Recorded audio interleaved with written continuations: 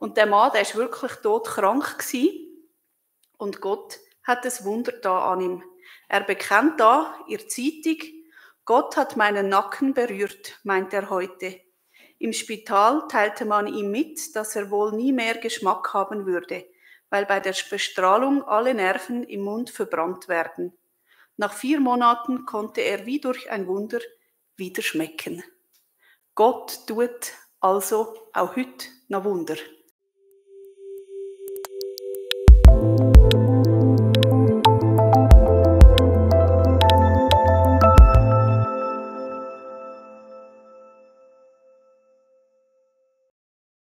Ich freue mich, dass ich heute euch die Gedanken mitteilen darf, die mir so wichtig geworden sind, zum Thema Gott die Ehre geben, auch im Verhör.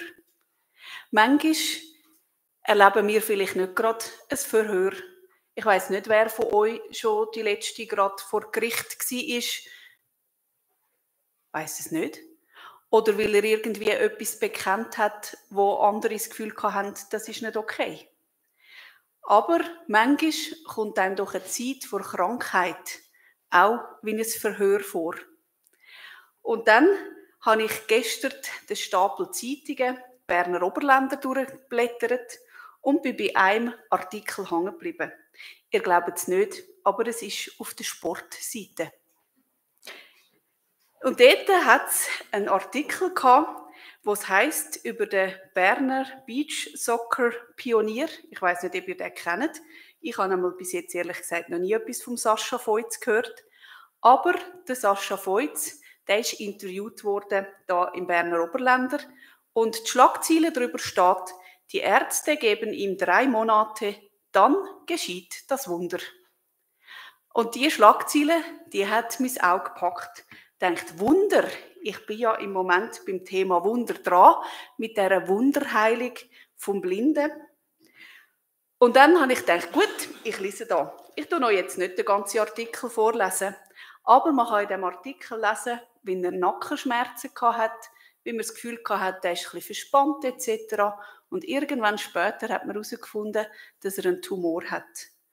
Und die Ärzte, die wir das endlich herausgefunden haben, haben eben gesagt, da ist nichts mehr zu machen.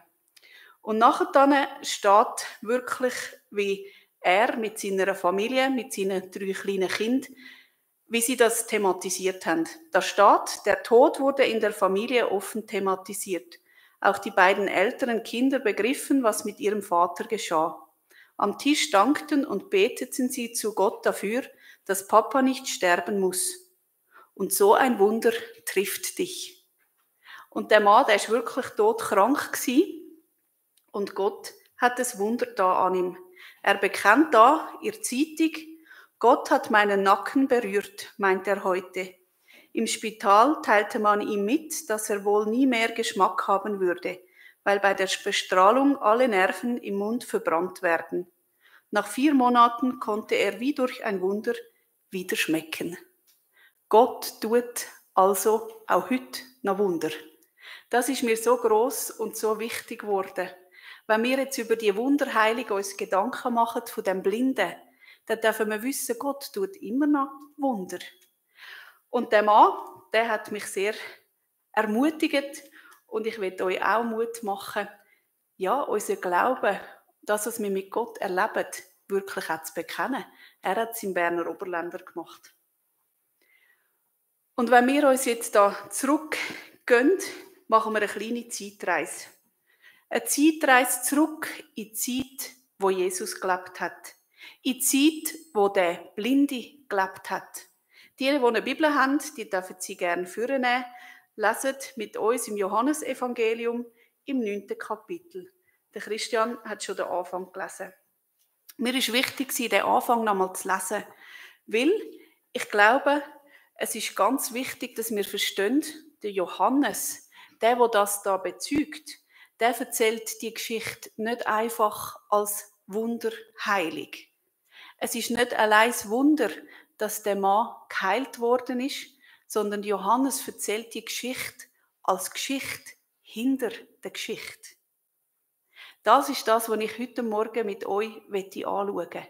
Ich weiß, es ist ein bisschen kompliziert vielleicht für die einen und anderen, sich in eine Welt einzufühlen, wo wir so keinen Zugang haben.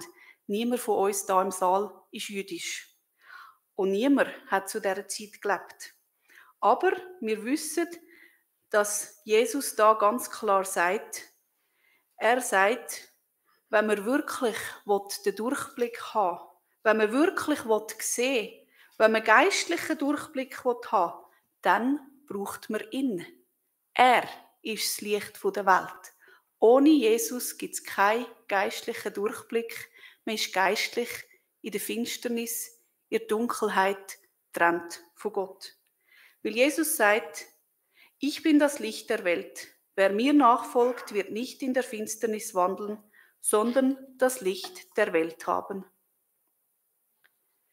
In dieser Zeit, wo die Zuhörer zugelassen haben, haben sie noch nicht gewusst, was wir heute wissen. Sie haben gelebt in einem Land, wo geächzt und gestöhnt hat. Unter den Steuern, unter einer mühsamen Regierung, unter einer Römerbesatzung. Das war das Gefühl. Und sie haben sich gesehnt, dass endlich die Erlösung kommt. Endlich soll der Messias kommen. Endlich soll der sein neues Königreich aufrichten. Aber wie das genau geht, da sind sie sich auch nicht wirklich einig gewesen. Die meisten haben sich vorgestellt, der kommt und dann geht der Römer aus dem Land raus und das ist gut. Für jüdische Leute, denen ist vor allem wichtig zu dieser Zeit, dass sie ganz gut Gesetze befolgen. Gesetze befolgen, das ist wirklich wichtig. Wir können die Gesetze immer noch nachlesen. In unserem Alten Testament, in den Büchern Mose, kann man das lesen. Und die streng Religiösen, von denen, die wir im Text auch gehört haben, die Pharisäer und Gesetzeslehrer, die sind beseelt von dem Wunsch, alles richtig zu machen. Jedes Gesetz einzuhalten. Nicht weil das Spass macht. Das ist brutal anstrengend. Nicht, weil man denkt, ja, dann macht man sonst nichts Blöderes. Nein, sie haben das Gesetz einhalten, damit sie gerecht vor Gott sind. Dass sie vor Gott bestehen können. Sie haben gewusst, Gott ist ein heiliger Gott. Wir als Menschen, wir werden als sündige Wesen geboren. Wir können nicht vor Gott bestehen. Und sie sind aber sicher gewesen, wenn wir das Gesetz richtig halten, wenn wir alles richtig machen, dann kommt es gut. Und sie haben etwas überlegt. Sie haben gedacht, wenn wir all die Gesetze, es sind genau 613 Gesetze. Das ist ziemlich viel. 613 Gesetze haben sie gewusst. Wenn man die halten, dann ist man ein gerechter Mensch. Das ist ein bisschen schwierig, oder? Und dann haben sie aber gemerkt, das könnte gefährlich werden. Dann tun wir lieber ein Gesetz machen, das noch ein bisschen strenger ist, dass falls dann, dass wir das Gesetz brechen würden, hätten wir es immer noch nicht gebrochen. Versteht ihr das System?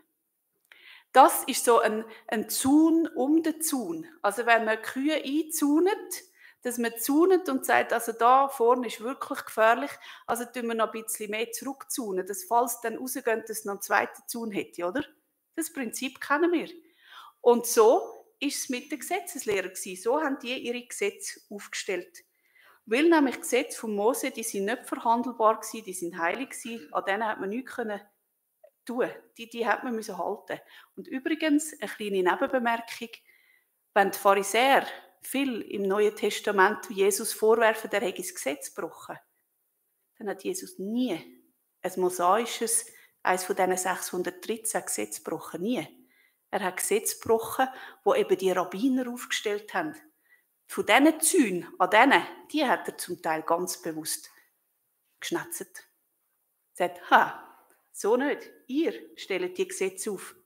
Und warum ist das so wichtig gewesen, dass die Gesetze ja wirklich jeder und der Hinterletzte weiss? Die Rabbiner, die sind ehrlich, denke ich, beseelt gewesen von dem Wunsch, dass das Volk weiss, was richtig ist, damit es nicht verloren geht, damit es nicht wieder ins Exil muss. So wie dort mal in Babylon. Kann man alles nachlesen im Buch Esra. Und das ist das Hintergrundwissen. Dass man muss wissen, das komplizierte System an Regelwerk, wo da die jüdischen Leute über 1000 Jahre. Das ist über 1000 Jahre gegangen, haben die Rabbiner geschwätzt. Und dann haben sie überlegt, ja, vielleicht ist es eher ein bisschen so, nein, vielleicht eher da, vielleicht sind es jetzt Kräutli, ist es der Schnittlauch und ist es der Peterli, wo man der 10. muss davon geben. So ist das gegangen. Und sie haben den Leuten gesagt, ihre Gesetze, das mit dem Schnittlauch und dem Peterli und dem Händwaschen und allem, das muss man halten. Das ist genauso heilig wie das Wort Gottes, wie die Gesetze von Mose. Das ist die Ausgangslage. Und wenn man das weiss, dann merkt man, hui, das wird ganz kompliziert, was Jesus da gemacht hat. Weil ich auch nicht jüdisch bin, habe ich mich inspirieren lassen. Es gibt Leute, die sind selber jüdisch und die kennen Jesus. Und das ist zum Beispiel der Arnold G. Fruchtenbaum, der beschrieben hat, wie das eben ist, das Leben als Messias. Und wer da noch mehr davon wissen will, dem empfehle ich das sehr. Oder auch andere Leute, die mit einer messianischen Sicht auf das Ganze schauen.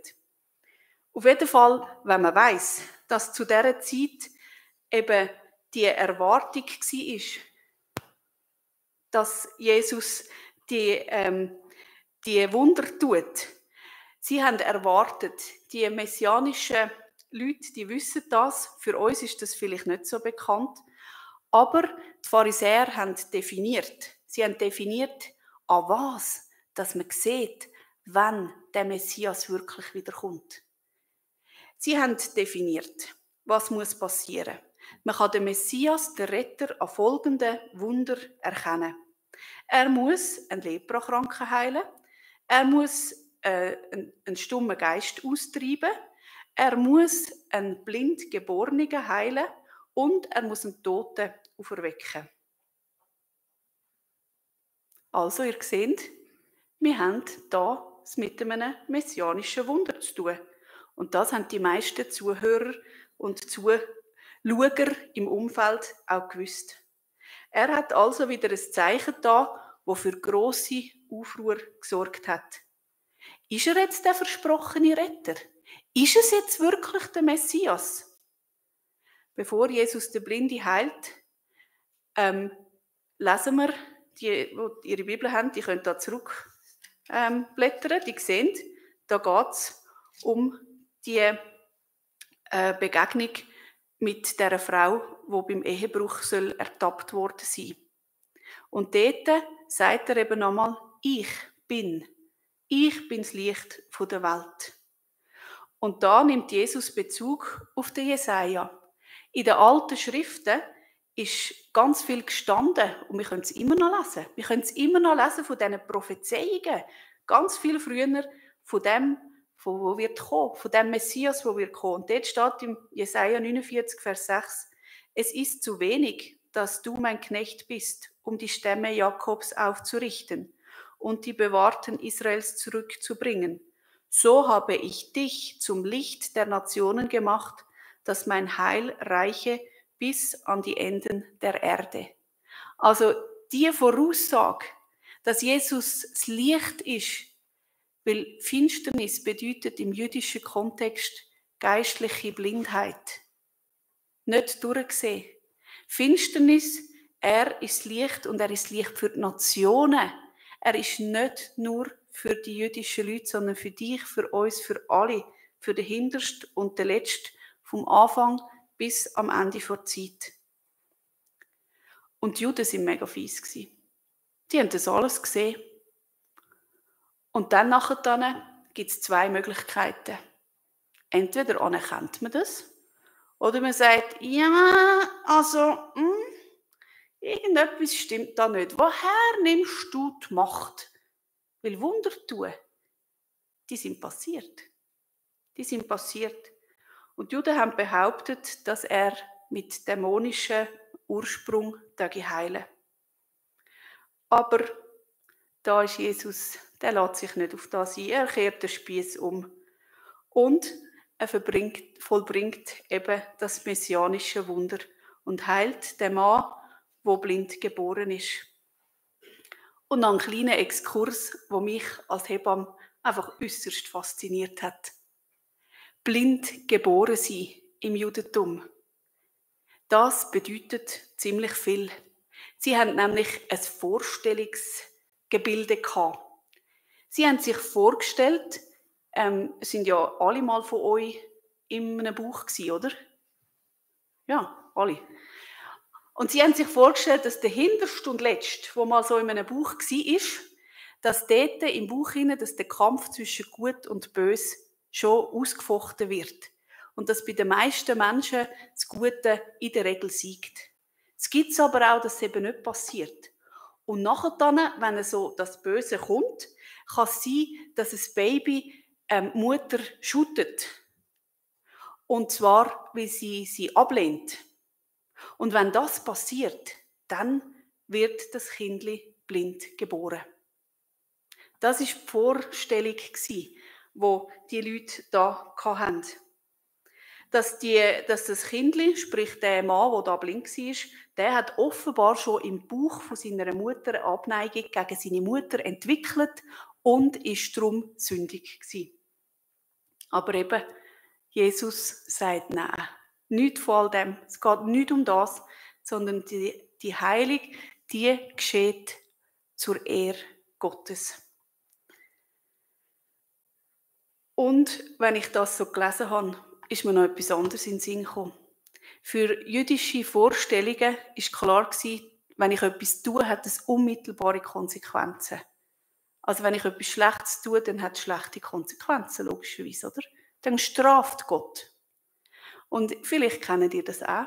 Eine von meinen Großmüttern ist mir in den Sinn gekommen, die hat manchmal gesagt, pass auf, Judith, Gott straft sofort. Kennt ihr den Ausspruch? Ihr seht, das Gedankengut, das hat es bis in unsere Zeit hineingeschafft. Auch wenn wir sagen, ja, mit dem haben wir ja nichts zu tun. Ist Gott so? Ich glaube, die Geschichte, die zeigt eben etwas anderes. Gott hat ganz andere Dimensionen. Klar haben unsere Sünden Konsequenzen. Das ist ganz nicht von Hand zu weisen. Aber Gottes Gnade und Gottes Hilfe, um die soll es gehen, um das Eingreifen, wo eben der Messias kommt in die gefallene Welt und uns rettet, uns eben in die Dunkelheit Licht bringt. Um das geht es. Und wenn man sich jetzt eben vorstellt, ich habe jetzt ziemlich viel Zeit verwendet darauf, euch das vor Augen zu malen, wie die Situation war. Jetzt stellt euch mal vor, wie sich der Blinde wahrscheinlich gefühlt hat. Er hat nämlich auch gewusst, nehme ich an, aber sonst haben es die anderen rundherum gewusst. Er hat gewusst, dass der Rabbiner, so in 1000 Jahren hat man ziemlich viel Zeit, um sich zu überlegen, wie denn das genau alles muss sein. Die haben nämlich ein Gesetz aufgestellt. Es hat ein ganz klares Gesetz gegeben, das geheissen hat, am Schabbat ist es verboten, einen Blinden zu heilen. Und sie haben sogar noch definiert, wie. Es ist verboten, dass man Wein in seine Augen leert oder dass man einen Teig aus Spuder macht und ihn auf seine Augen schmiert. Ja, was hat Jesus gemacht? Genau das. Genau das. Und wenn man das weiss, als ich das nochmal mich mit dem auseinandergesetzt habe, mir ist das so gross und so kostbar geworden, was Jesus tut. Wie auch die Heilsgeschichte, wie das so funktioniert. Gott hat es im Griff. Wir müssen uns keine Sorgen machen. Sein Reich wächst. Er hat das im Griff. Wir wissen, dass Jesus genau das da hat. Und dann nachher ist er geheilt gewesen, wo er ihm das Zeug in die Augen geschmiert hat? Nein. Also ich finde, Jesus war ein grandioser Influencer gewesen. Also effektiv. Also wenn er je irgendwie da, ich habe gesehen, im Internet gibt es Werbung für teure Ausbildung, wie man ein guter Influencer werden kann. Ich glaube, haltet euch an Jesus, der war viel besser gewesen. Der war super gewesen. Der hat das nämlich nicht einfach so per Zufall an den Teich Shiloah hat er dem Abend geschickt. Sondern es war Laubhüttenfest, die ganze Stadt voll. Es hat viel näher in den Teich gegeben. Aber Jesus hat es ganz strategisch gemacht. Macht mal die Augen zu und stellt euch vor, ihr wäret blind. Wie mühsam. Die schon mal irgendwo in Jerusalem waren, die können sich vorstellen, es ist ein weiter Weg. Oben vor der Stadt, runter bis an den Teich Shiloah. Und wenn man blind ist, so etwas von mühsam. Und dann noch mit dem Geschmier in dem Gesicht. Also da haben die Leute geschaut. Weil normalerweise der Mann, der war blind, der hat nicht arbeiten können, der hat einfach betteln und hoffen, er verhungert nicht. Und dann gibt ihm Jesus den Auftrag und er läuft runter durch die ganze Stadt. Alle haben es gesehen. Also das ist sozusagen viral gegangen, würden wir heute sagen. Und was alle auch gewusst haben, der hat auf verbotene Art und Weise hat der geheilt. Das ist verboten, das darf man nicht. Und darum müssen alle Rede und Antwort stehen. Und eben, weil das so ein brisantes Thema war, die Heilung von einem blind Geborenen mit Speuz und mit Dreck, hat sie gezwungen, Stellung zu nehmen. Sie müssen überlegen, wenn wir jetzt sagen, er sei der Messias, ja, dann müssen wir ihn noch erkennen. Wenn wir aber sagen, das ist er nicht, dann müssen wir irgendeinen Grund haben, um zu sagen, nicht. Also entscheidet sich für ein Verhör.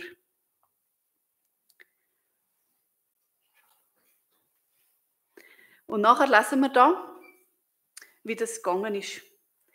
Die Wundertat, die Jesus da hat, ist ganz sicher ein Gewinn für den Blinden. Er hat wieder sehen. Aber so wie ich gelesen habe, er hat ihn nicht gefragt, möchtest du wieder sehen? Er hat einfach sein Wunder an ihm da. Und die Jünger, die haben am Anfang, haben wir es gehört, die haben einfach über seinen Kopf hinweg geredet. Der da. Aber nachher kommt er dann doch zur Rede. Die Begegnung mit Jesus hat ihn in die Position gebracht, wo er sich hat müssen sagen, und Jesus, wer bist du für mich? Und ich habe gedacht, stellt euch vor, wenn ich jetzt das Gespräch nochmal lese zwischen denen, ihr müsst euch vorstellen, das sind die Schriftgelehrten gewesen. Die haben können lesen, die haben können schreiben, die sind bekannt dafür gewesen, dass sie logisch denken können. Und der Bettler, der ist bekannt dafür, dass er dumm, einfältig und blöd ist. Der hat ja nie in der Schule können, der kann ja nicht lesen. Aber schaut, wie Gott an dem Mann gewirkt hat. Wie unglaublich schlagfertig, mit beißender Ironie er da antwortet. Sie brachten den Mann, der blind gewesen war, zu den Pharisäern. Der Tag, an dem der Jesus den Brei gemacht hatte und den Blinden geheilt hatte, war ein Sabbat. Nun fragten auch die Pharisäer den Mann, wie es kam, dass er auf einmal sehen konnte. Er hat mir einen Brei auf die Augen gestrichen. Tut er so, wie wenn er gar nicht wüsste. Ja? Antwortete er, dann habe ich mir das Gesicht gewaschen und seitdem kann ich sehen. Er hat einfach beschrieben, was passiert ist. Der das getan hat, kann unmöglich von Gott kommen, sagten einige der Pharisäer. Und sie begründet es damit, er hält ja nicht den Sabbat. Andere aber meinten, da sind sie schon miteinander ins Gehege gekommen. Das war typisch für die Schriftgelehrten. Sie haben ständig darüber geschumpfen und gekriegt, wie das jetzt das genau richtig ist. Die einen haben gemeint, wie kann ein Mensch, der sündig ist, solche Wunder tun? So kam es unter ihnen zu einer Spaltung. Schließlich wandten sie sich wieder an den, der blind gewesen war. Da haben sie nämlich ein Zeug gehabt und sie dachten, ja, vielleicht können wir noch mal herausfinden, ob er vielleicht doch nicht blind geboren wäre. Wenn er einfach blind geworden wäre durch einen Unfall, wäre es dann nicht so viel schlimm, oder? Also haben sie noch mal wissen, was sagst du über ihn? Da fragten sie, dich hat er ja von deiner Blindheit geheilt. Und da fährt der Mann, der unbildete Mann, fährt an etwas sagen. Er ist ein Prophet, antwortet der Mann. Aber die führenden Juden wollten nicht glauben, dass er überhaupt blind gewesen und nun sehend geworden war. Deshalb ließen sie die Eltern des Geheilten rufen und fragten sie. Sie haben so unbedingt wollen, dass der nicht blind geboren ist, sondern einfach halt blind war, dass denkt haben, ja, vielleicht erzählt er ja irgendeinen Kabis. Aber die Eltern, die müssten es doch eigentlich wissen. Ist das euer Sohn? Ihr behauptet, er sei blind geworden. Wie kam es denn? Entschuldigung, ihr behauptet, er sei blind geboren worden. Wie kommt es dann, dass er auf einmal sehen kann? Die Eltern antworteten, wir wissen, dass das unser Sohn ist und dass er blind geboren wurde. Das haben sie bekräftigt. Aber sie haben eben auch ein Problem gehabt. Aber wie es kommt, dass er jetzt sehen kann, wissen wir nicht. Frag ihn selbst. Sie haben also nicht Position beziehen. Er ist alt genug, um über sich selber Auskunft geben zu können. Und der Johannes liefert uns auch noch die Erklärung dazu, warum dass sie die Antwort gegeben haben. Sie gaben ihnen diese Antwort, weil sie Angst vor ihnen hatten. Denn die führenden Juden hatten bereits beschlossen, dass jeden aus der Synagoge auszuschließen, der sich zu Jesus als dem Messias bekannte. Also sie haben gewusst, jetzt müssten sie sich entscheiden. Sie müssten sagen, ja, der Messias hat unseren Sohn geheilt. Aber da haben sie den Mut nicht gehabt und so haben sie gesagt, fragt ihn doch selber. Das war der Grund, warum die Eltern des Geheilten sagten, er ist alt genug, fragt ihn doch selbst. Und man muss da wissen, wenn man ausgeschlossen wurde aus der Synagoge, das bedeutet, wie wenn man euch aus dem Adelboden rausgehen und sagen, da könnt ihr irgendwo am Tschente hin für euch allein wohnen. Sozial komplett abgeschnitten. Die führenden Juden ließen den Mann, der blind gewesen war, ein zweites Mal rufen. Bekenne dich vor Gott zur Wahrheit, forderten sie ihn auf. Wir wissen, dass jeder Mensch ein Sünder ist. Total unlogisch. Also so etwas von unlogisch, was die da vor sich geben. Die bekannt sind, so logisch und so stichfest zu argumentieren, verlieren langsam die Fasson. Sie sind nicht mehr so logisch. Wieso? Das ist etwa das Gleiche, sagt da der Fruchtenbaum, wie wenn man würde sagen, Lob Gott, du hast eine Bank ausgeraubt. Blöd.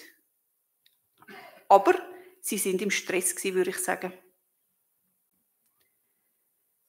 Ob er ein Sünder ist, weiß ich nicht, erwiderte der Geheilte. So clever. Aber eins weiß ich war blind und jetzt kann ich sehen. Und dann denkt, nochmal, vielleicht seid ihr jetzt gleich, eigentlich habe ich einen Arbeitsunfall gehabt, darum bin ich blind. Wie hat er dich von deiner Blindheit geheilt? Dann sagt er ganz sarkastisch, ich habe es euch doch schon gesagt, entgegnet er. Aber ihr habt wohl nicht zugehört. Warum wollt ihr es noch einmal hören? Wollt ihr etwa auch seine Jünger werden? Hä? Also ich bin völlig fasziniert von dem. Ich finde das so genial, wie Johannes uns da den Dialog weitergibt. Da hat der Geist mächtig gewirkt.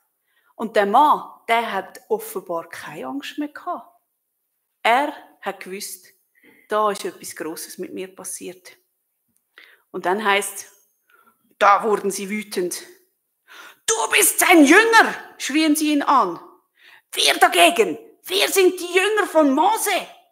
Und darum habe ich euch das erklärt mit dem Mose-Gesetz. Sie sind so felsenfest davon überzeugt, dass sie richtig sind. Sie sind richtig. Wir wissen, dass Gott zu Mose geredet hat. Aber von diesem Menschen hier wissen wir nicht einmal, woher er kommt. Da haben sie ihm seine Herkunft abgesprochen.